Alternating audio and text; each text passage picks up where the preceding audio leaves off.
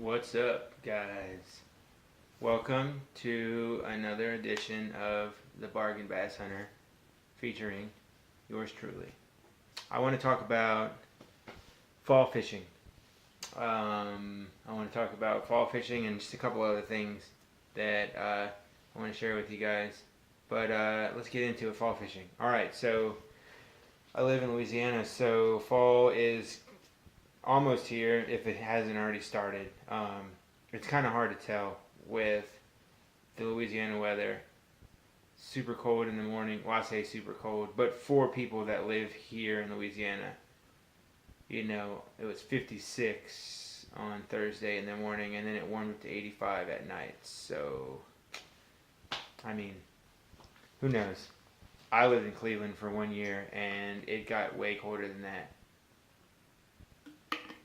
Anyway, so fall fishing. I do a lot of both bass and saltwater fishing. I love bass fishing. It's way better than saltwater fishing. Although I do like to go down to the coast, to Grand Isle. I like to go to wherever I can to catch fish in the surf, sharks, redfish. One of my favorite fish to eat, period, is a sheep's head. So I'm perfectly okay with saltwater fishing, but freshwater fishing is my first love, and it is probably my only love in terms of fishing freshwater. Bass fishing just really, there's a certain degree of, I guess you can say, challenge to it that saltwater fishing for trout and stuff just doesn't have. I feel like it's easier in saltwater fishing to just grab some live bait or dead bait and go out there and catch fish. It's a little bit more challenging in terms of, fishing and catching fish when you're trying to target bass. So, anyway, let's get into it. So, fall fishing. So, to talk about some tips. These are my favorite ways to fish. I'm no means a professional, but I do feel like I know what I'm doing, and I've been fishing for a really long time, so I like to just kind of share these tips. I've got a few videos on my channel. I want to do this as frequently as possible, but I've just been kind of really busy. So I'm going to start trying to do this, either weekly or just, whenever I can. I'm investing in a GoPro so I can go out and catch fish and have you guys see what I do. I'm just going to kind of vlog all of my fishing trips, or most of my good fishing trips to the salt water areas and stuff like that. But anyway, so for fall fishing, basically when fall hits around here and pretty much anywhere, you really get those big schools of bass. They key on things like shad, bluegill, shiners. I mean, I have seen bass eat shiners before, and I love to fish for sac-a-lait. So whenever I buy shiners for the fall time, it's usually a given that I'm going to catch 3 or 4 bass wherever I'm fishing, ponds, lakes, rivers, wherever I'm fishing. So they eat shiners. So basically, what I like to do is I like to imitate the bait that they're chasing, and there's a lot of things that I like to do to imitate those bait, but one of my favorite things to throw during that time period is spinnerbait. They come in all shapes and sizes. I've got one of these. I think it's a booyah. Yeah, it's a little booyah. And then I've got a bigger one, which this is my favorite spinnerbait that I own. The Heart Attack spinnerbait that I got from Cabela's. I always have, let me see if I can pull this out here. I always have trailers on my spinnerbaits. It's crucial to have a trailer on your spinnerbait because the way you're throwing that spinnerbait, those fish are going to hit and swipe at it, and they're going to miss. And most of the time, if you have a trailer, they're going to hit the trailer hook instead. I like these. I really do like these spinnerbaits. These are jawbone spinnerbaits you can buy at Dick's. They're really cheap, and they're really not that bad. I've caught a handful of bass on here. It works just fine. I really like double blade. I like the willow blades. The willow blades imitate the bait fish more so than something like a Colorado blade. But I think, just this combination right here is it's just deadly. The double blades is really what I like. But in the event that, you get those like overcast, those windy, those like not entirely sunny days, a spinnerbait or even something like a chatterbait. I got this white chatterbait here. It's so dirty. I've caught so many fish on it. But you get those cloudy, those windy, those sort of windy days, overcast, not a lot of sun. Throw a chatterbait or a spinnerbait. You will not be disappointed. These are the Z-Man chatterbaits. I got a white color. As a matter of fact, I probably should have bought a black and blue when I was at Academy just now, but I like to just kind of throw it out. There's a lot of ways you can do it. You can work it out, but one of the common ways that I've heard a lot of people say they like to work a spinnerbait is kind of like a jig. Throw it out and just kind of bounce it along the bottom. And the blades just kind of flap a little bit, and they just give that little bit of shine to the lure to where you can get those strikes from bass. They say it's a little more flair than throwing a jig, but it's still really effective. And I don't know, it's crazy. I've never really tried it that way, but a couple of times, but I really should probably look into it. However, on a sunny day, I don't throw a spinnerbait. I don't really like to throw a lot on a sunny day other than something really low profile. But, get those overcast, those cloudy, those windy days, you're definitely going to catch something with a spinnerbait. I've caught, and there's a pond by my parents' house, I've caught so many different things throwing that heart attack spinnerbait. I've caught a catfish, caught a massive sac-a-lait, caught bass. Obviously, I've caught gar. I've caught so many different fish with it. I caught a huge shellcracker, chinkapin, whatever you want to call it, red ear sunfish. I caught a huge one with the heart attack, and that heart attack's a pretty big spinnerbait. So watching that thing smash my spinnerbait was definitely a treat. Another thing that I like to do, and I'll show you guys this. I'm gonna actually give you guys a little demonstration of what I like to do here. But I've got a Carolina rig that I'm gonna rig up in a second here, and I'm gonna show you guys what I like to do. I've got this KVD Perfect Plastics. It's green pumpkin. It's a finesse worm. I believe it's an 8-inch. I'm not entirely sure, but it's a large worm, and it is a great plastic for Carolina rigging.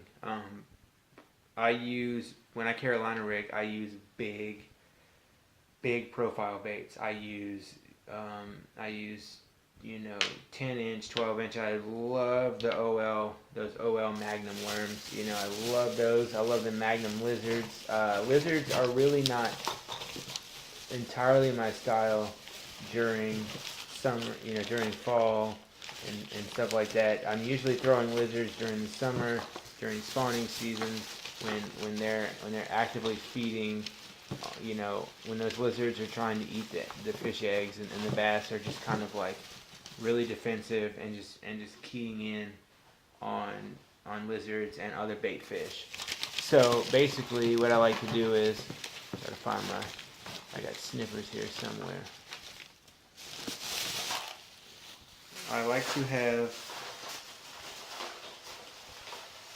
about 12 inches, sometimes more than that, sometimes 15. I like to have a pretty long leader line. And this is kind of like a poor man's Carolina rig, if you will. I do it this way because I like being just, I guess you could say, really simple with it. I don't really do a whole lot in terms of spending, which is why I am been effectively dubbed by my friends the bargain bass hunter.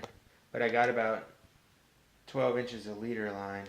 This is probably a little more than that, actually, to be honest. This is probably like 15. But sometimes I'll go even as high as 18 inches. It really, to me, just depends on the place that I'm fishing, the clarity, the depth. It usually just depends on where I'm fishing. And right now I do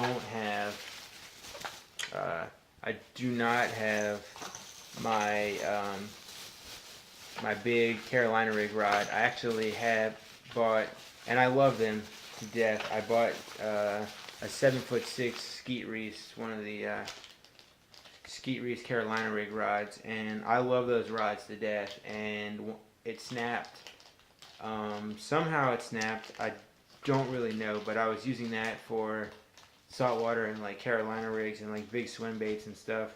But this right here is just some water gremlin slip sinkers. This is a ½ ounce. This is a big, big, big sinker. And then I've got this little, I think it's like a ½ ounce bead weight.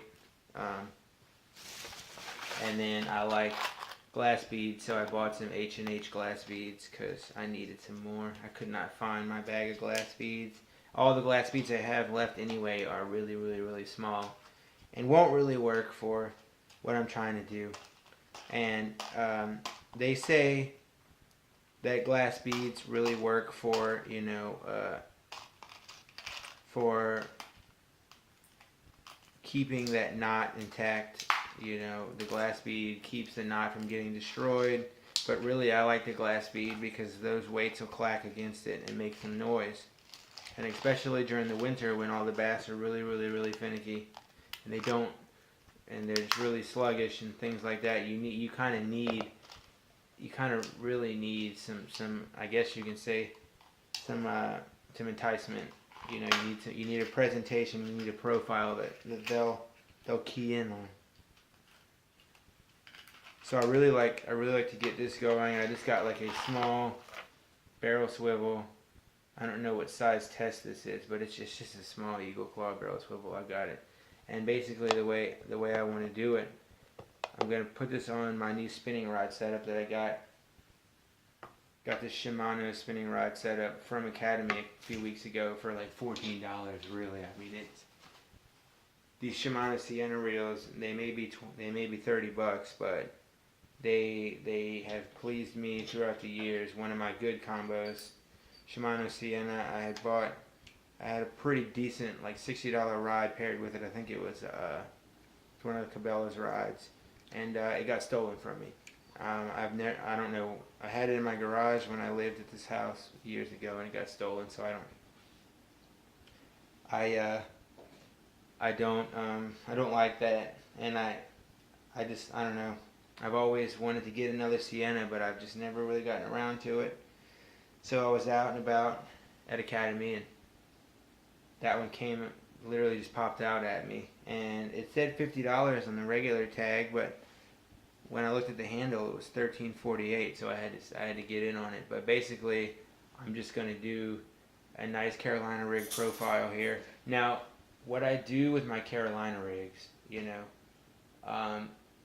I like I said, it's good in the fall, but it really kicks in late fall, like early winter, even throughout the cold months, when the fish are when it's just so cold that the fish are really just ridiculously sluggish.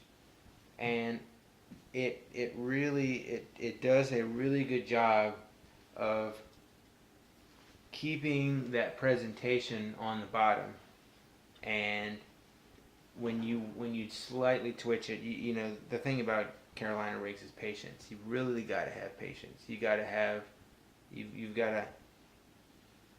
be really, really quiet, and you've just got to be really, really, really patient. You can't, you know, you just cannot, you can't be too quick about it.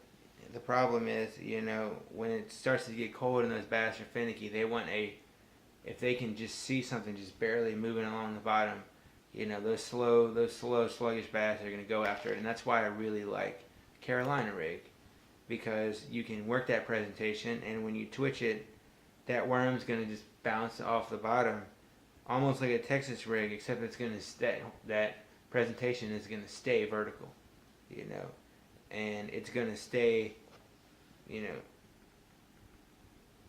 it's going to that presentation is going to stay horizontal, and it's not vertical like a, you know, it's not vertical like a Texas rig where you've got your weight pegged onto it, and when you're popping it, the worm bounces up like this. That you know, that Carolina rig, the worm's just going to stay like this, bouncing on the bottom, and it's going to come up a little bit depending on how you work it.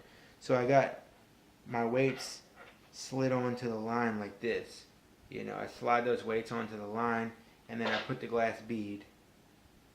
And that glass bead, I like to use it for noise. Other people like to use it for, you know, whatever. This is the main line on my Shimano rod is the 10-pound Suffix titanium. I love Suffix mono. I love Suffix braid. I love, you know, the line that you can buy at Dick's, the Suffix low stretch. I forget what it's called. It's like Suffix numbered something, and it's low stretch mono. You can get 330 yards of it at Dick's for like $6. That line is incredible. It just does the trick for me. And you know, when I'm throwing a Carolina rig, you know, I want something that doesn't really have a lot of stretch. So I've got this right here, which is 12-pound fluorocarbon for my leader line, and I'm just tying this on. This is probably shorten it a little bit. It'll probably be, you know, at the perfect length for me. But I want to tie this on, and basically, I'll show you. I want my baits to look just like this. My weights and my glass bead to look just like this. Now my favorite thing to tie on is a clinch knot, but with fluorocarbon it's a little difficult to do a clinch knot, so I tied on a clinch knot that time because I'm being real fragile with it. But I want my setup to look just like that. Now, what I sometimes do is a few inches up, I put, you know, some sort of stop, so that it's mainly if I'm just throwing this on a bait caster. But I put a stop on here so that the line will just, the weights will hit and they'll clack, you know. And I really enjoy throwing a Carolina rig. They will absolutely tear up fish. I mean, it's just, it's a must-have rig for bass fishermen, and people don't realize that. But that's a great rig. And I'm gonna go into now my absolute favorite, my two absolute favorites. Actually, this is my 100% favorite thing to throw in the fall, and it is a square bill crankbait. This is the H2O Express flat-sided square bill. I like the flat-sided. It gives a little better presentation to me. I like the flat-sided ones because they're lower profile. This one rattles. Let me see if I can show you. See, the flat-sided, it's not fat like an actual crankbait, so you get that good action with it. It's got rattles. I like the bluegill color. I like the bluegill color because they are just, the pond that I like to fish at, that I'm going to go to in a minute, they are just keying in on those bluegill. And I like to put it on, I like to throw my crankbaits on fluorocarbon. I don't like to throw them on braid very often because braid sinks, because braid floats, and you just, you know, I don't like the way my crankbaits work when I'm throwing braid. But this is my all-time favorite rig. This is straight up my all-time favorite thing to throw in the fall, especially in ponds where, you know, I like to fish a lot. They're keying in on bluegill, but sexy shad, square bills, you know, what else do they got? You know, just like whatever you can find, whatever color you think works best for you. Square bills are the best, but you kind of, as they say in fly fishing, you got to match the hatch. To be honest, you got to find what they're keying in on, and you got to go for it. And I'm screwing this knot up really badly, but I'm going to tie a Palomar knot. If you haven't seen how to tie a Palomar knot before, I'll show you real quick. Palomar knot is my favorite thing to tie with fluorocarbon. It works better to me. But you got to thread your line through the hook, through the eyelet of your hook or your bait or whatever, twice. And you basically want to have your line looking like this. Oh, great. You want to have your line looking like that. Looking like that, and then you want to take the end piece and you want to loop it through.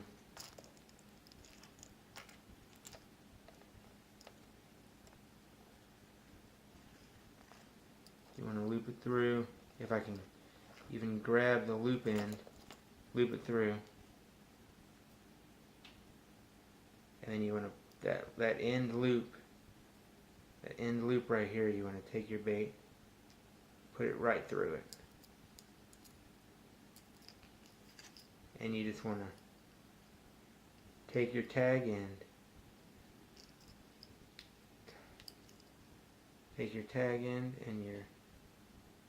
and whatever your loop is, you just want to pull it tight.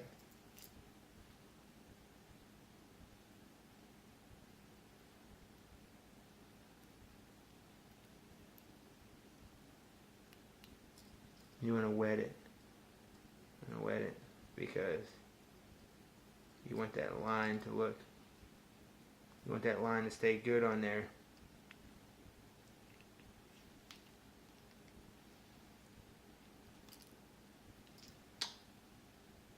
I kind of did that one a little bit long, but and then you want your knot. Your knot's going to be kind of like that. Can't really get a good look at it, but you want that knot to just be perfect. I got this old setup from my grandfather. I really like this setup. My grandmother sells houses, and they cleaned out a house, and it was in there. It's a Pinnacle setup. I don't really know too much about it. I've looked it up online, but all I know is I can chuck my baits a country mile with this thing, and that's all that matters to me. However, square bills, like I said, you know, deep cranks work when it starts to get a little colder and fall starts to end. But square bills, whatever imitates those bait fish, I mean, that's what you want to key in on. You want to just key in on those bait fish. You want the fish to, those schooling bass, to hit what they're eating. So, you know, square bills, rattle traps, you know. I've got one of these that I just bought today too. It's a bluegill rattle trap. It's the they call them lipless crankbaits. I mean, I call them rattle traps, but they're just lipless crankbaits. It's a 5/8 ounce, so this is kind of a bigger one. This one will work great where I'm trying to fish today. And then lastly, I already have it tied on, but this is another thing that I like to do. Now this company is fairly new to me. And they're fairly new in general, and I just never really gave them like too much of a chance up until recently. But I like to throw a swim bait like this. Now this is what you call a matrix shad. This is a Louisiana product. I've got a braid to fluorocarbon leader on here, just a small section of sunline fluorocarbon. But I've got this matrix shad tied onto a 1/4 ounce jig head, and this is what I like to throw as well into those schools of bass. and just kind of twitch it like a dying bait fish. They go for it. I've got this spooled on. This is Mustad braid. This is a nice little pro qualifier reel that I got from my grandfather. I really like this reel a lot. I took it saltwater fishing, kind of ruined it. Had to raise it back from the dead, oil it up, lube it up, and it's worked great. But I think in terms of fall fishing, I think what really matters is that, you know, in the fall the shad are running because the bass are just hungry. They have gone all summer, you know, with those full bellies, and the fish are hungry again.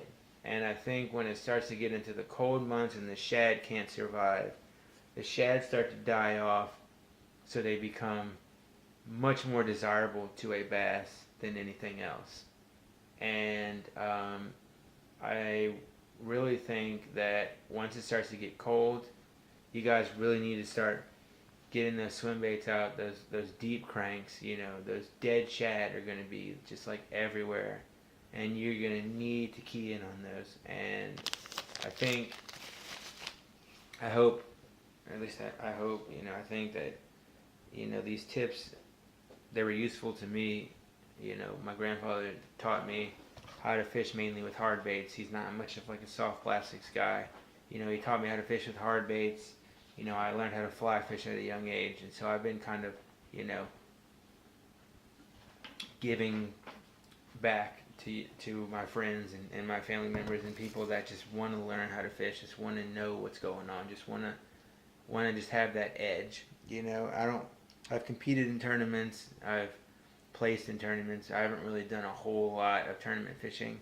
You know, don't consider myself to be the best fisherman in the world, but I hope that when people watch these videos, they learn, they know what to do. Once I get my GoPro, I'm going to start showing everybody how to work the baits. I'm going to start showing people how I'm catching fish, what I do. You know, my all-time favorite rig to throw, period, is a drop shot. And I want to do a video showing you guys how I work a drop shot and how I get things going when days are just incredibly hard to catch fish. When it's super sunny and the fish are just so finicky, I throw a drop shot or a wacky rig or just those finesse profiles, shaky heads.